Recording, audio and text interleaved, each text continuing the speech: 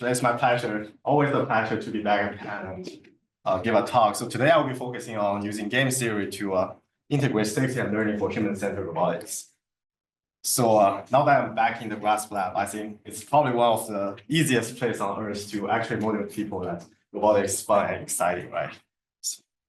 So just within the past few years, we have seen, for example, humanoids from Figure, which can autonomously assemble parts 24/7, and also way more autonomous driving vehicles, which are capable of driving on sloping roads in San Francisco, dodging heavy traffic and making unprotected left turns safely. So this is a mini city setup we built at Princeton. So the trucks here are coordinating with each other, taking turns to pass the roundabouts, and in the end, they were able to safely form a platoon on the highway that is the outer loop of the city. So everything was fine under this controlled environment. But let's imagine what could be happening if we are going to deploy this system in the real world space. So what if there are pedestrians around the trucks? What if one of the trucks is driven by human drivers and they may not coordinate well with other automated trucks? And finally, what if the road condition isn't that good? For example, there's ice on the road. And unfortunately, nowadays, robots are still sometimes surprisingly bad at reasoning and maintaining safety, especially in human populated space.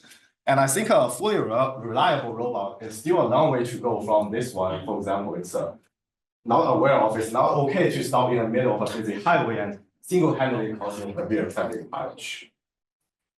So we need robots to safely interact with people, not only in controlled lab environments, but also in the wild real world that is fundamentally uncertain and unstructured. So we have a lot of elements to address here, like safety, people, and uncertainty in the environments. Question is, can we find a unifying theoretic framework to address them all? So in my talk today, I will try to convince you that a useful tool to address everything here will be dynamic game theory. Those are games that evolve in time. So in this game framework, each agent will try to find the optimal way to complete their task at hand. For example, the truck here wants to find a minimum time pass to reach its goal, and that can be captured by minimizing some certain cost function that's called J here. And as you can imagine, this optimization will be subject to some constraints, like the vehicle dynamics and the requirement that we want each truck to stay within their lane. And most importantly, we don't want the robot to ever hit the human. And it is this constraint that starts to complicate the problem, because now the outcome of this decision-making problem really depends on both the human and robot's actions. And now if the robot wants to safely operate around this many people, it needs to predict the human's future movement. And that's necessary because oftentimes people won't directly talk to the robot about where they're heading to. For example, today, I might want to come to Penn to give a seminar talk, or I might just want to go home and sleep, right? So to remain cautious about that, the robot needs to maintain a belief over that uncertain intent about the human. And then the robot can update that belief state using some runtime learning or inference algorithm, like Bayesian inference or some neural predictors. And this game framework is even more flexible in that you can add an additional adversarial player to represent some uncertain elements in the environment, like the icy road condition here. And finally, it is always possible to extend upon this game by adding more and more players. Well, the game formulation here might look reasonable to you, but even with all these research efforts happening in the past 2 decades, the game here remains very, very challenging to solve. For example, the belief dynamics here are nesting the optimization, the trajectory optimization, and the belief propagation. And that makes the game to be much more challenging to solve than a deterministic counterpart. And also, it is not trivial at all to come up with a non-conservative safe strategy, one that is more interesting than simply asking everyone to not move. And finally, we need to make sure that the computation here is efficient and scalable so that we can deploy the controller in real time and on hardware systems. So we really need to turn this game formulation into some practical algorithms and actually deploy them on hardware robots. And I believe one effective way that we can do that is to plan safe robot motion around people and let the robot to reason strategically in the joint space of physical and information states, so that the robot can actively ensure safety and reduce uncertainty about their human peers. So I know this is a rather lengthy statement, so let's break it down a little bit. So in my talk today, I will cover 3 parts on game-theoretic approaches to enhance the safety and performance of human-centered robotics. First, I will elaborate more on how we can model human-robot interaction as a dynamic game that is defined in the information space. Then we can leverage a tool called safety filter to actually make sure that this kind of human-robot interaction is safe and verify that it's safe. Then I will show how we can compute a safety filter for high-dimensional human-robot interaction tasks. And finally, we'll also look at multi-agent settings. That means more than 2 robots. So there I will show you how we can exploit the structure of a dynamic game so that we can optimize the team performance when robots want to collaborate with each other and with people. So without further ado, let's jump into the first part on safe and efficient human-robot interaction. So let's remember that if we are going to deploy a robotic system in real-world settings, unlikely events, especially these involving humans, are actually bound to happen all the time. For example, here we have a person suddenly jumping out of nowhere in front of a vehicle. And here we have 2 people suddenly started a fight. And one of them actually got fallen behind in front of the vehicle. So in these challenging scenarios, how can robot guarantee safety despite the unlikely or unexpected human behaviors? And more importantly, how can they do so in a way that minimally affects their performance? For example, in this case, we want the self-driving truck to dodge the either jaywalking or falling humans by minimally deviating from the time optimal trajectory that is shown in orange. And it turns out that robots can do this in a systematic way using a control-theoretic tool called safety filters. So in a safety filter framework, we first have a performance-oriented task policy that proposes a candidate action. This could be optimizing the time efficiency for the robot. At the same time, we have a safety filter that will continuously monitor the system and modify that candidate action to prevent any future potential safety failures. And that overriding rule is nice because we can maintain the robot safety without having to change its entire behavior. And in our recent paper, we have proved this so-called universal safety filter theorem, which basically says that for any safe control policy, if they meet 2 key properties, they will be able to ensure recursive safety. That means if you start safe, then you can at least you can guarantee that the robot will maintain safety for at least a future horizon.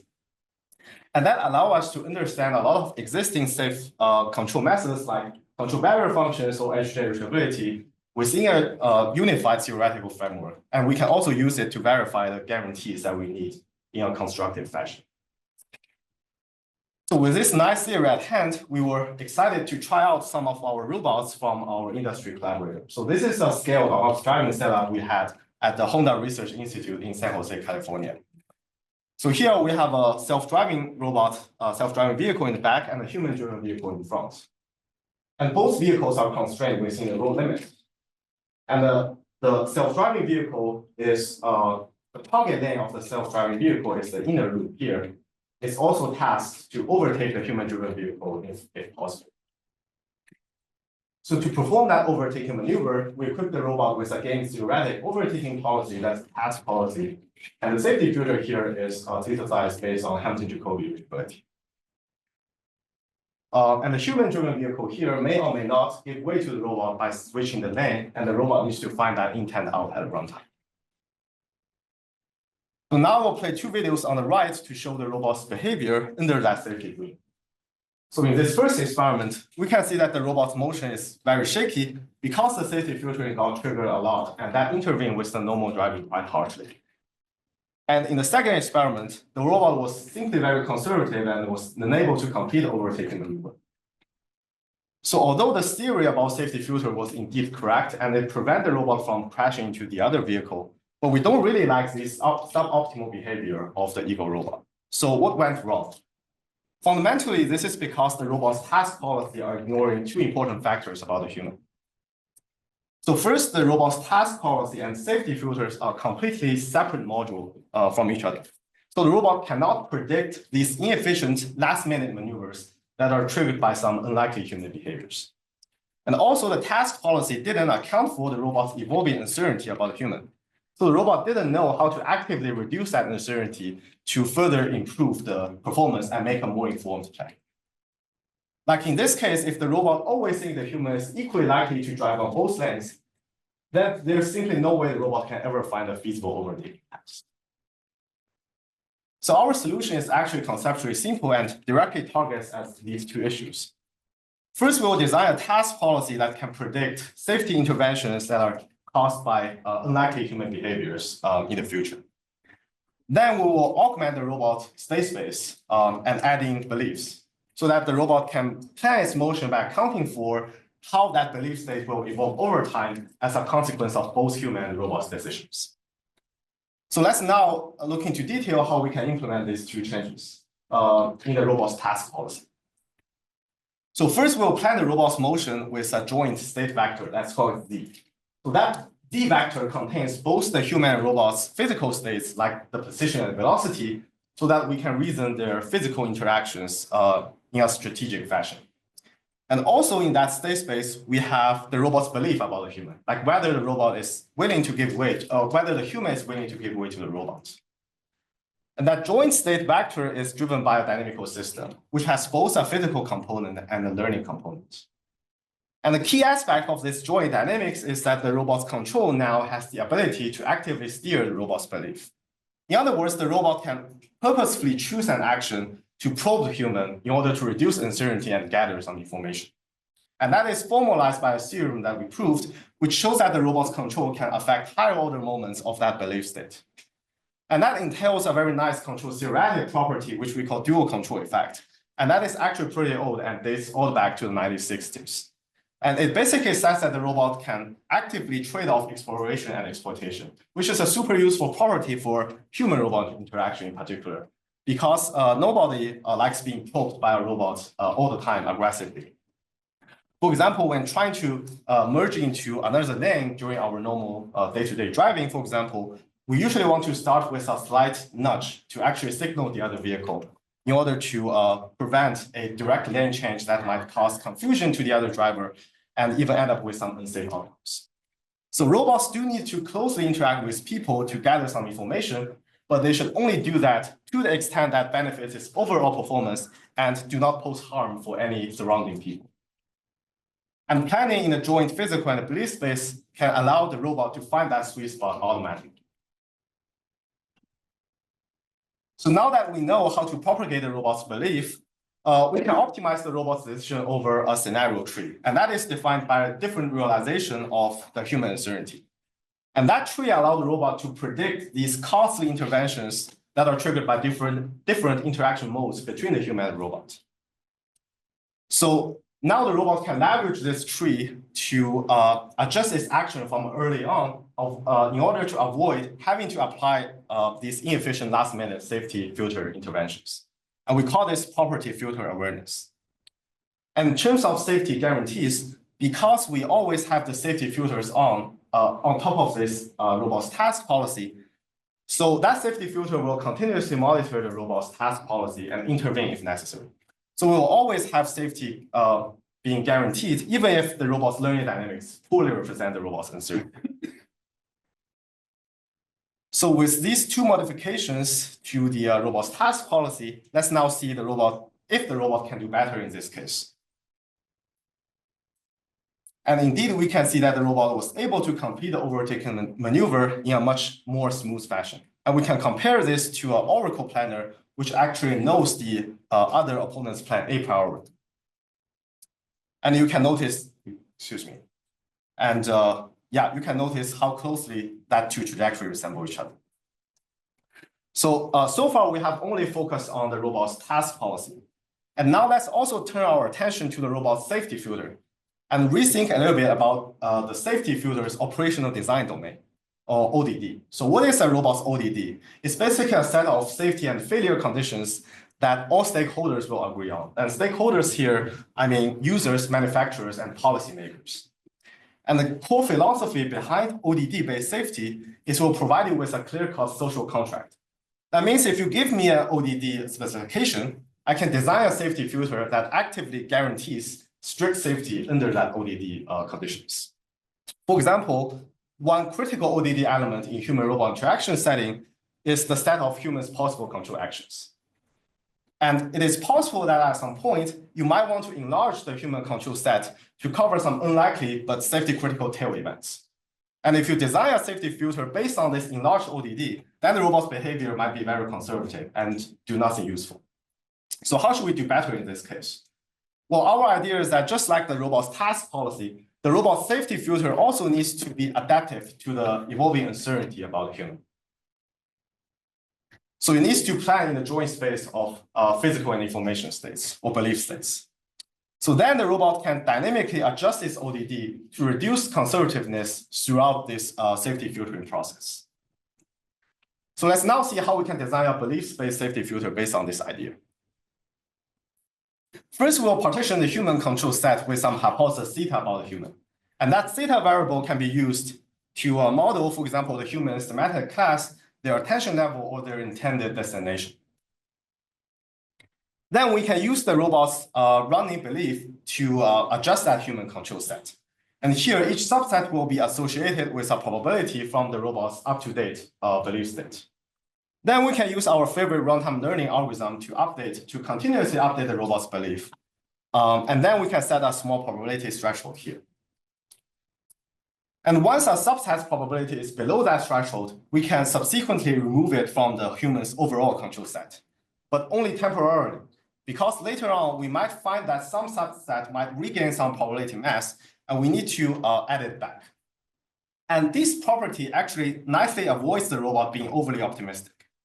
And that actually differs our approach from some existing methods like contingency planning, which will discard these low probability events once and for all. And that might cause the robot to ignore some safety critical tail events later on. So with this formulation, now we can analyze the robot's safety in a robust sense by setting up a zero-sum game between the human and robot. So here we assume the human to be the attacker and the robot to be the defender. And mathematically, this will translate the problem into a Hampton-Jacobi irreducibility problem defined in a joint physical and belief space. And we can use existing computational machinery for HJ irreducibility to solve this game for a safe robot control policy.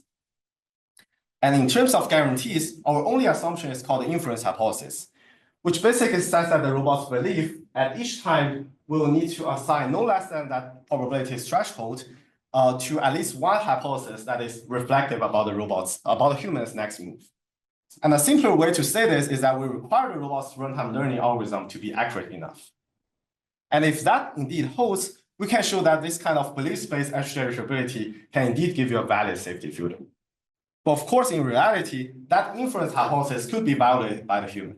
So what can we do? So we've performed a quantitative study, and that shows that even if that inference hypothesis is violated by the people, we can still show that the belief space safety filter policy can give you a much higher safe rate comparing to these baselines that do not leverage the full belief information. And in terms of closed loop control performance, we show that if the robot used the belief space safety filter, it can achieve a time efficiency that is almost comparable to these optimistic baselines. On the other hand, if we only use a baseline that is not adaptive to the uncertainty, then the robot will simply unable to complete most tasks in time. And that is the well-known freezing robot problem. So we have applied this belief space safety filter to some real-world autonomous driving example from the Waymo open motion dataset. Here we use the motion transformer or MTR model as the runtime learning module. And that was the state-of-the-art trajectory predictor used in traffic, and that can give you multimodal predictions of either vehicles or pedestrian associated with some probability. So you can use that as a proxy for the robot's belief about the human.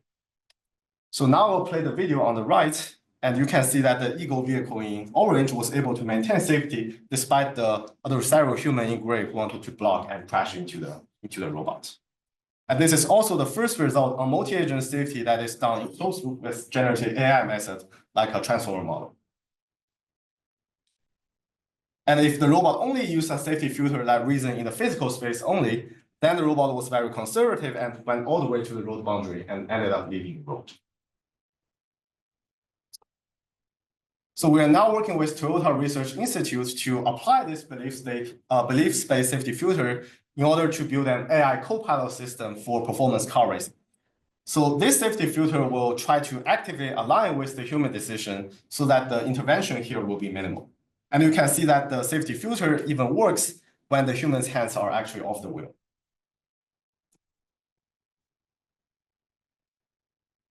So as a quick recap, I've introduced some design principles that can make robots safer and more efficient around people. So first, we need a safety filter to come up with guarantees on closed-loop safety. And on top of that, we have a filter-aware game policy that allow us to predict filter interventions in the future so that we can smooth out the robot's performance and their trajectory over time. And most importantly, we let the robot do reason in a joint physical and belief space so that they can behave safely and in a non-conservative way. At this point, some of you might be wondering, why don't we just cast safety and performance as a trade-off and tune that epsilon parameter to either get a higher performance or a higher safety? Well, for this kind of, which I call safety gambits, the robot is always risking a catastrophic safety failure, especially when there's some unlikely event happened. For example, in this case, the human actually made a sudden right turn that is not predicted by the robot, and that resulted in a fatal crash, which took us several days to fix damaged motors on the vehicle. And in real life, this could mean life-threatening events for the passengers on the vehicles. So instead, we can augment this probabilistic approach with this safety filter-based framework that I've just talked about. And the idea there is that we want to guarantee strict safety under a prescribed ODD. And to me, that is ultimately much more accountable and more trustworthy. So this will essentially turn safety gambits into safety assured performance tuning. And you can come up with different algorithms for runtime learning and filter awareness in order to fine-tune the robot's performance. But on top of that, we will always have a clear-cut safety guarantee given an ODD. So the key takeaway from my talk today is safety and performance really don't have to be a trade-off for human-robot interaction. And it is possible that we can guarantee safety while minimally affect the robot's performance. So, well, this is all great, but so far we haven't talked at all about the computation complexity behind all these safety filter-based framework. So, unfortunately, traditional safe control methods like Hamilton-Jacobi reachability, because they rely on dynamic programming, are great. So they are really affected by the issue of curse of dimensionality. So they do not really scale beyond 7 dimensions. So how should we compute safety filters for all these interesting but high-dimensional problems above that red line? So let's record that a neural network is also a universal function approximator. So instead of using the grid representation that exhaustively enumerates the robot state and action, why don't we try learning a neural safety filter that is much more scalable? And in particular, this idea has been extensively studied in the past 5 years, but mostly for single-agent decision-making problems. And to me, the theory and practice are still pretty much underexplored for multi-agent safety. And that is especially important if we want to reason robust safety for human-robot interaction, for example. And that leads to the second part of my talk, where I want to talk to you about how we can compute multi-agent safety filters at scale. In particular, I will show you how we can learn a best effort safety controller for systems subject to adversarial disturbances. And I will be focusing on controller synthesis using deep reinforcement learning. And I will also be using game-theoretic tools to make sure that this kind of multi-agent training can converge to a meaningful and useful solution. So my method builds on this so-called actor-critic reinforcement learning. So I will briefly introduce it so that we are all on the same page. First, we will have a critic that minimizes the mean square Bellman error. Here, the state action value function Q can be used to approximate the same safety value function in the belief space safety filter case. Then we have a controller player who will maximize the critic function. And finally, we will have a disturbance player who will minimize the same critic function in order to jeopardize the robot's safety. So in this zero-sum setting, existing approach like robust adversarial reinforcement learning, RARO, they have been focused on using alternating optimization to finish this multi-agent training. And that means that the controller will learn its parameter by freezing the disturbance network parameter, and vice versa for the disturbance learning. And the hope here is that this kind of iterated optimization will eventually converge to something. But in practice, actually, this kind of empirical convergence is very difficult to achieve. And if you deploy a non-convergent policy on a robot, it is likely going to be exploitable by adversarial disturbances. And that ultimately means a lower safe rate for the robots. So how can we do better in this case? So we want to guarantee training time convergence for adversarial training. And the key idea here is to model the training process as a stackable or leader-follower game. And that will turn the problem into a tri-level nested organization. Here, we let the disturbance player to play the last, so it will have an instantaneous information advantage. And that actually matches our goal of reasoning safety in a robust or worst case. And most importantly, this leader-follower formulation can allow us to use a technique called finite timescale separation. And that basically sets a higher learning rate for the follower than for the leader. So that will allow us to guarantee that this kind of training can actually converge to a local minimax equilibrium solution. So this is also the first two-player safety RL algorithm that is provably convergent. So again, why do we care about convergence? Let's now see if a converged policy can actually boost the robot's empirical safe rate. So here we apply our algorithm, which we call magics, to a safe local motion task on a unitary go-to robot. So the robot state space here is 36-dimensional. And that is way beyond the 7D numerical tractability of HJHability. So in this video, my colleague Dewey here is tugging the robot from the side and from multiple different angles. And you can see that the robot was able to resist up to 120 Newton pulling forces without falling over. And that pulling force is almost equal to the robot's entire weight.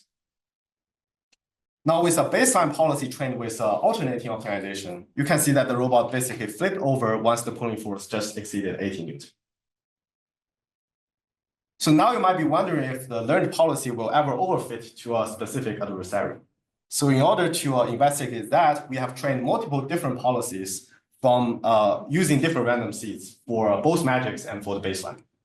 And we let all these policies to play against each other as a match. And then we record their minimum and maximum rewards. And we see that the reward gap with the magics or Stackelberg RL policy is much narrower than the gap with the baseline policy. And that means that the Stackelberg RL policies are much less exploitable, so they can much better handle the overfitting issue in practice. And here's the latest work we have done with magics. So I want to see a hands. How many of you have played the video game Street Fighter while you are young? I guess lots of you. That's great. So I definitely did. How many of you actually played it on like the original Nintendo? Yeah, the 12 characters. Yeah. So I definitely tried this game, but I was really bad at it. So we tried to. So we decided to let the AI to play against another very strong AI opponent. So in this case, the opponent is a self-play policy trained with PPO algorithm.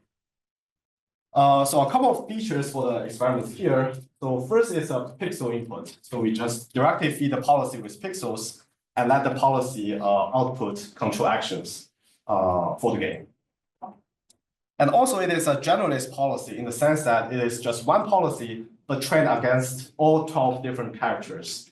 And we do not explicitly tell the policy which specific opponent it is playing against at runtime.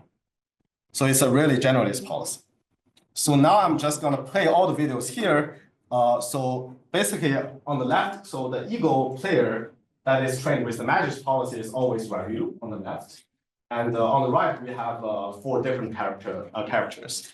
And please just enjoy how Ryu is crashing all the opponents here.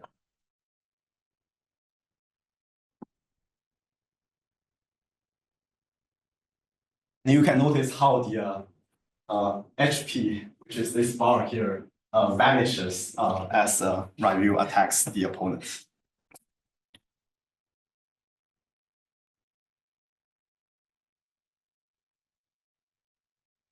And you can also notice that the player is not just doing simple attacking, but is actually using a combination of different attacks. Some are like near combat skills, some are like long range attacking skills. Cool.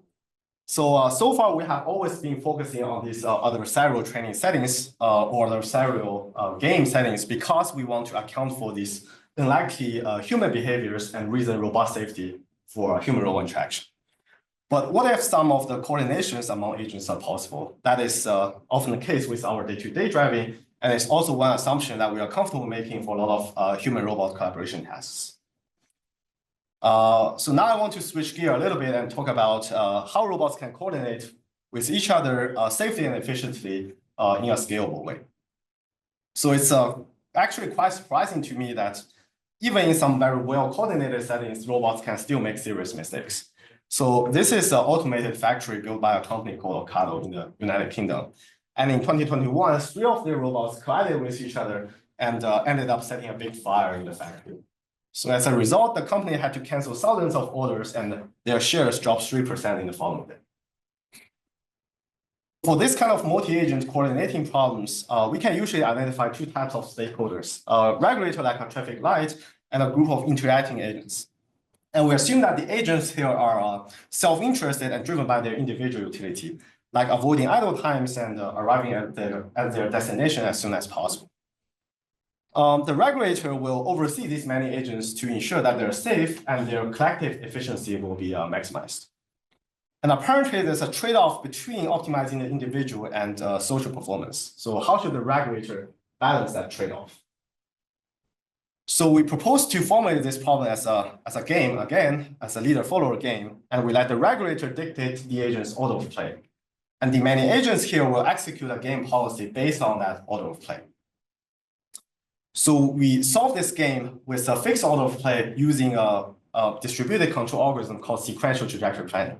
So the rule there is that a lower priority agent has the responsibility to avoid collision and give way to higher priority agents. So that allows us to decompose the joint decision-making problem into smaller pieces and helps with the scaling. But the remaining problem is how should the regulator optimize that order of play in order to optimize the aggregate social performance? And the brute force approach, as you can imagine, is to enumerate all possibilities here. And we can record the best social cost. But if you do that, the computation complexity will blow up factorially. That means for solving a single problem involving 10 robots, it will take you up to about a week to complete the computation. And that is totally unacceptable. That's just too slow. So to reduce that complexity, we have this algorithm which we call branch and play. So the idea there is to use a search tree to speed up the computation process. And we can construct tree by assigning a partial ordering to the players. And these unassigned players will play along and ignore everyone else. So this is a full UAV collision avoidance scenario. And that is the root node in the tree where nobody has been assigned an order. So we can see that the agents just penetrate through each other and go to their destinations. And because there's no safety penalty in there, so the social cost is pretty low in this case. And you can use it as an optimistic estimate, as a lower bound estimate of the actual optimal cost. So now we can extend this tree by assigning more and more ordering precision to additional players. And our only requirement here is called admissibility. That means the social cost of a partial implementation should be a lower bound for the complete Trojan implementation. And that is a fairly standard requirement for a lot of graph search-based algorithms like A-star. So now we can use the cost of leaf nodes to prune some branch in the tree to speed up the computation process. And that is doable because of admissibility. And in particular, these underperforming non-leaf nodes like the one in the middle, we know that because of admissibility, even if we further extend them, their performance cannot further improve. So we can just throw them away. So we can keep doing this for other branches in the tree and prune something possible to speed up the computation. And we have proved that this branch and play procedure can actually return the socially optimal permutation without ever accidentally throwing them away. Although the worst case complexity will remain factorial, we see that in practice, this upper bound is actually very rarely hit. So this is an application of branch and play to air traffic control example, which is surprisingly still a very hard problem. And we know that a tragic air collision happened in Washington, DC earlier this year. So going back to this example, we have 8 aircrafts initially flying on collision courses, and we compare it to the first come, first served baseline, which means that for any aircraft that first enter this air traffic control zone, which is the gray circle there, it will be assigned a higher order of play. So I will just play the video here, and you can see that with branch and play, we can have efficient trajectory pretty much for everyone. Or in the first come, first served case, these lower priority agents, which has this cooler color, they need to give way to higher priority ones, and they need to fly outside of air traffic control zone and then loop back. And that was very inefficient. So in particular, if we look at the numbers, branch and play can give you a 35% improvement in time efficiency compared to the first come, first served baseline. And in terms of computation time, empirically, branch and play can usually converge within a fraction of the time required by the brute force approach. And for the 10 robot case in particular, the computation time is basically reduced from a week to about a minute. So here is an application of this algorithm to a high fidelity drone simulator. And here we want 6 drones to form a half circle around the leading drone, which has this black trajectory. And with this branch and play algorithm, we can see that the robots were able to quickly form the desired pattern without colliding with each other. And this is the truck example you saw at the very beginning of my talk. And they were actually coordinated by branch and play. So you can see that the trucks are dynamically swapping their orderings to maintain safety and improve their social performance. And here's another example. You can see that in the end, the trucks were able to safely form a platoon along the highway.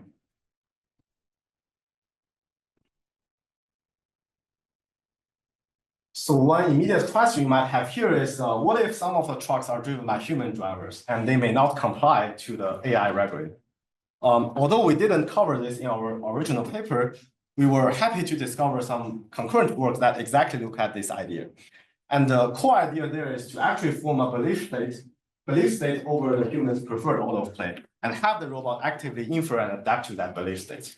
And that is actually a perfect example that resonates with the key idea of my talk, which is robots should plan strategically in a joint space of physical and information states. And today we have seen that this exact same idea can allow robots to safely and efficiently interact with people. And it can not only give you verifiable safety assurances, but it's also practical algorithm for a lot of real-world robotics application, from driving to racing and to locomotion. And the same game-theoretic principle here can be used to address both cooperative and adversarial problems. So what's next? As Zach mentioned, I will be joining Johns Hopkins CS department next year as a faculty member there. So now I want to share with you some of the future directions that I'm really excited about, and hopefully I will work on them in the near future. So first, I think there was some exciting but rather underexplored connection between dynamic game theory and foundation models. So for all these game-based robot policy that we just saw, the resulting interactive behaviors are very interpretable, which is nice. And also within this game framework, we know how to add constraints in order to capture things like vehicle dynamics and hard safety requirements. On the other hand, we have to be very careful about specifying the cost or reward function for the agents. And if you handcraft such costs, they might give you the issue of reward hacking. For example, in a complicated traffic intersection scenario like this one, how should we even mathematically specify this nuanced objective, like passenger comfort, the prediction of these many agents' future motion, and some social norms? For example, the driver behavior in New York City is arguably somehow different from here in the university city. And finally, scaling can become an issue for multi-agent games, especially if you're using, for example, ill condition costs. So how should we make sure that this game solver can run in real time on our own hardware systems? So we have seen some recent work that has looked into using a foundation model to make robots decision. So in that case, these models have been trained on massive data sets, so they can generate realistic trajectory that are also consistent with the scene.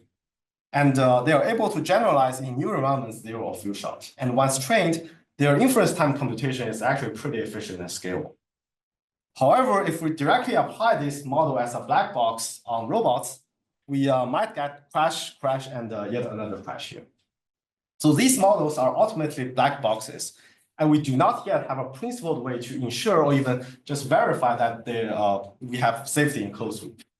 So it will be ideal if we can find the best way to combine best from both worlds. Like, can we guide a safety-focused dynamic game policy with some data-driven prior knowledge, maybe offered by a foundation model?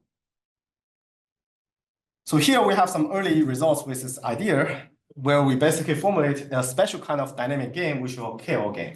So the idea of KO game is that we are aligning a game policy with some data-driven reference knowledge. So the way we do that is by penalizing their KO divergence.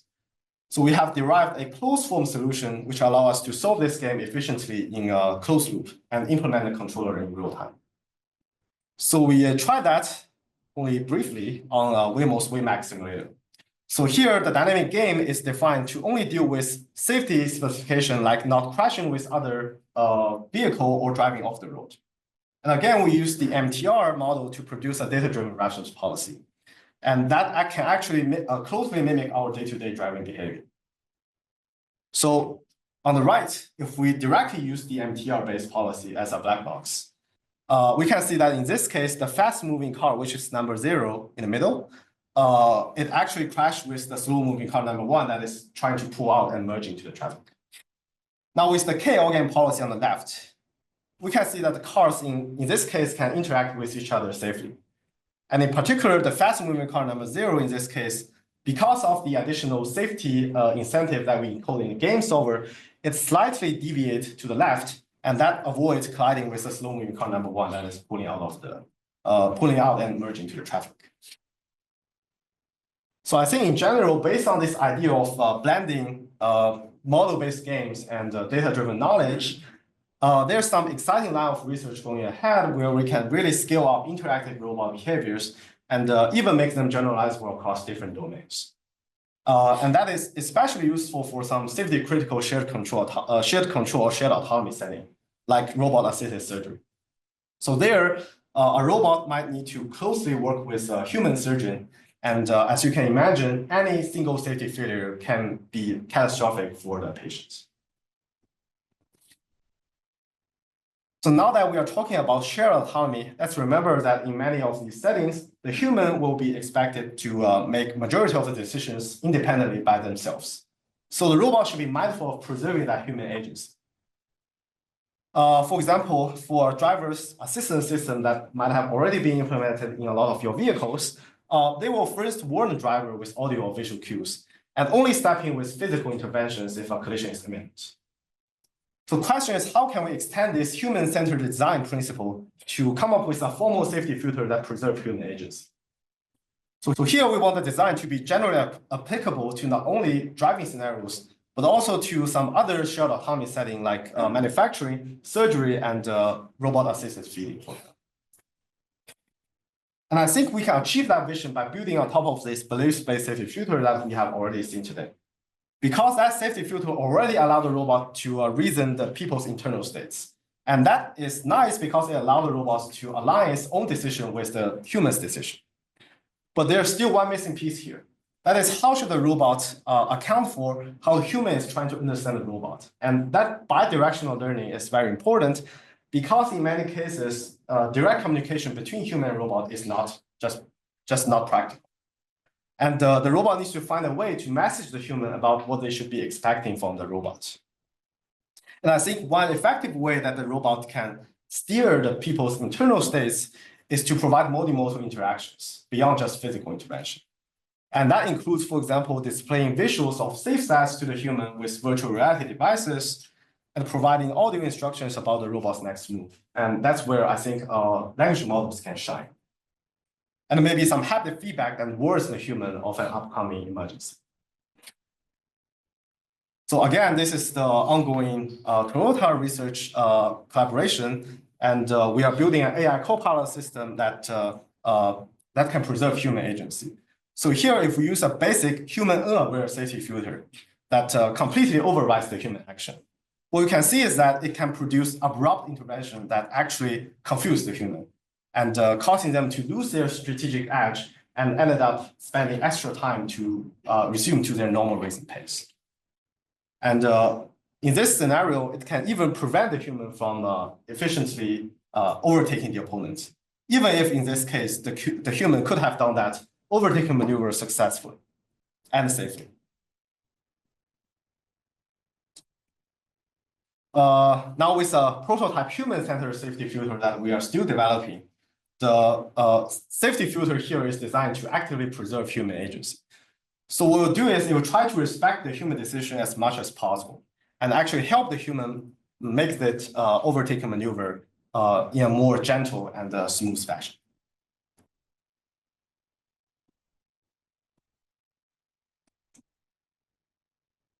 So in today's talk, I've introduced several neural safety filters for high-dimensional human-robot interaction tasks, just to scale the computation up. And empirically, we have seen that these neural safety filters, they have pretty good robustness and scalability, but we haven't really talked too much about how we can actually give the robots runtime assurance, safety assurances. And I think that is one of the most challenging, but also rewarding open research questions with robot safety nowadays.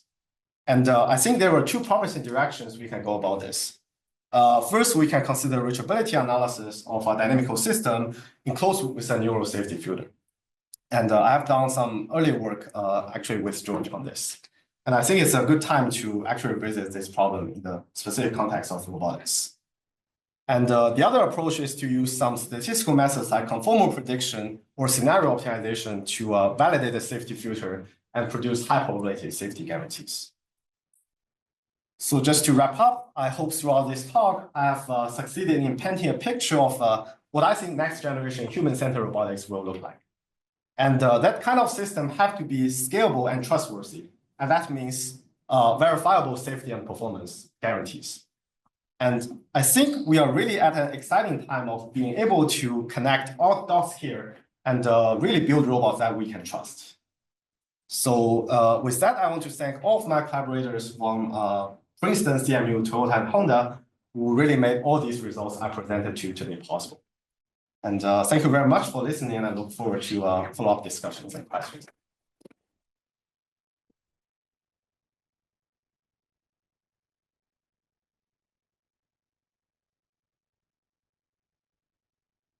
Again, it's good.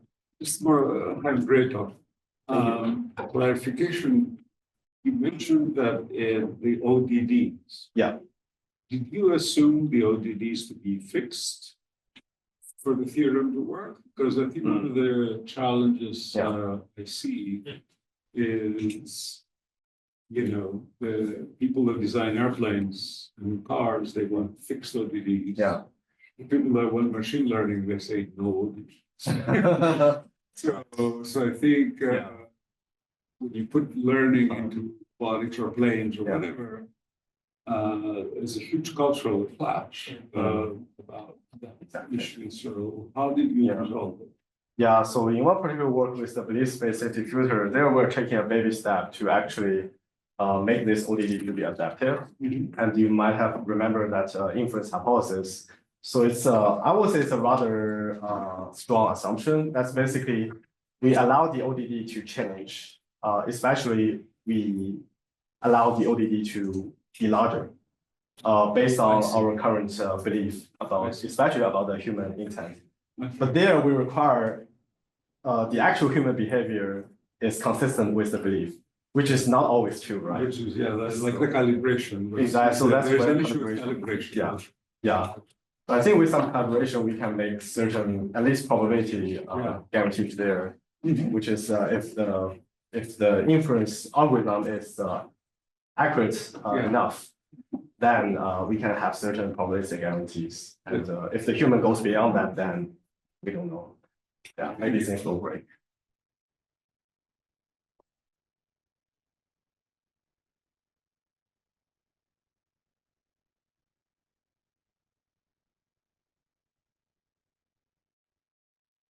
Thank you for a great talk. So I noticed that for the learning the neural safety filter, the robot dog actually uses an incredibly different stance, like compared to like what you would expect a robot dog standing.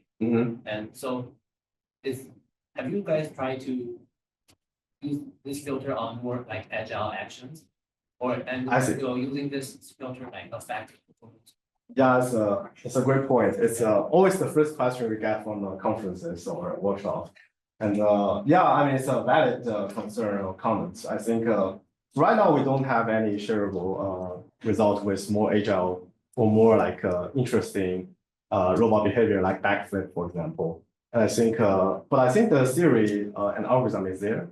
I think next step will be to really explore more challenging robot behavior and have a working safety filter in that sense. Yeah.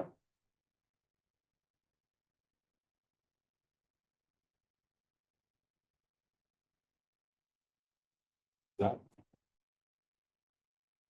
You're in the chart. Are we good? Yeah. Cool. Great. Yeah, unless there are any more questions, thank our speaker.